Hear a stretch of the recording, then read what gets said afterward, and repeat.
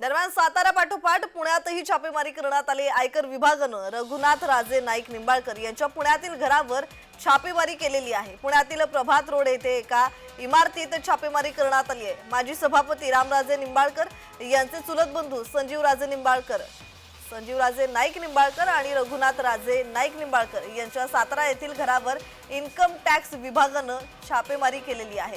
आज सकाळी 6 वाजता इन्कम टॅक्सच्या अधिकाऱ्यांनी रघुनाथ राजे आणि संजीवराजे नाईक निंबाळकर यांच्या बंगल्यावर आणि गोविंद दूध डेअरीवर धाडी टाकल्यात आणि एकाच वेळी पुणे, मुंबई आणि फलटण येथील निवासस्थानी ही छापेमारी करण्यात आलेली आहे।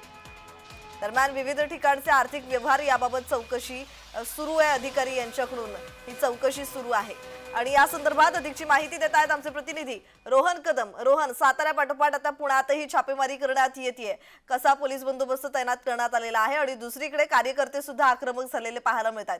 या संदर्भात अधिकची माहिती, पुण्यात काय परिस्थिती आहे?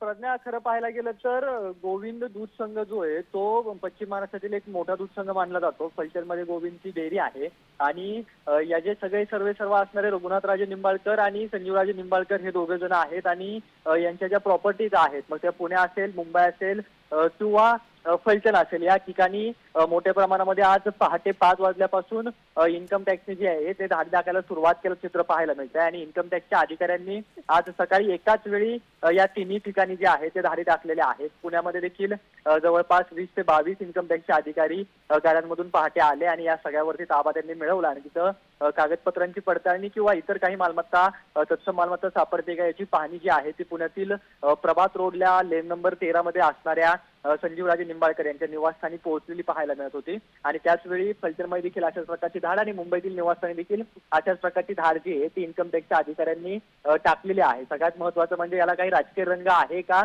हे पाहणं, तपासणं महत्त्वाचं आहे, कारण का रामराजे नाईक निंबाळकरांचे हे सगळे बंधू आहेत आणि त्यामुळे रामराजे नाईक निंबाळकरांनी काही दिवसांपूर्वी अजित पवारांना विधानसभेला मोठ्या प्रमाणामध्ये जे आहे ते आव्हान दिलेलं होतं।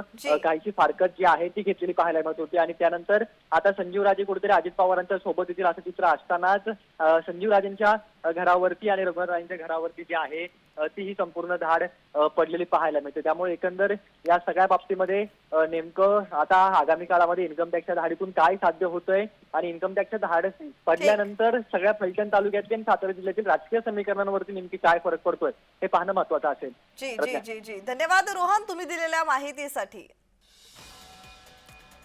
तर माजी सभापती रामराजे नाईक निंबाळकर यांचे चुलत बंधू संजीवराजे नाईक निंबाळकर आणि रघुनाथ राजे नाईक निंबाळकर यांच्या घरावर इन्कम टॅक्स विभागानं छापा टाकलाय।